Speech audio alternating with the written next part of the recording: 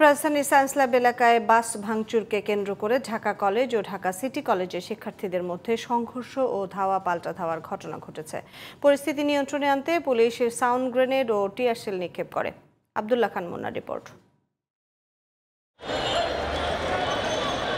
বুধবার বিকেল ৩টার পর ঢাকা কলেজ ও সিটি কলেজের শিক্ষার্থীদের মধ্যে সংঘর্ষের শুরু হয়।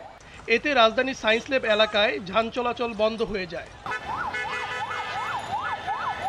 শিক্ষার্থী ও প্রত্যক্ষদর্শীরা জানান, পূর্বের ঘটনার জেরে সায়েন্স ল্যাব এলাকায় ঢাকা কলেজের একটি বাসে সিটি কলেজের শিক্ষার্থীরা ভাঙচুর চালায়। এই ঘটনার পরই উভয় প্রতিষ্ঠানের শিক্ষার্থীরা সংঘর্ষ ও ধাওয়া পাল্টা ধাওয়ায় জড়িয়ে পড়ে। ঢাকা কলেজে এখন ইট পাটকেল মারতে একটা পুলিশ কিছু বলে নাই। আমাদের সিটি কলেজের ছেলেরা প্রতিবাদ করতে গেছে, পুলিশকে টিয়ার মারছে, ককটেল মারছে।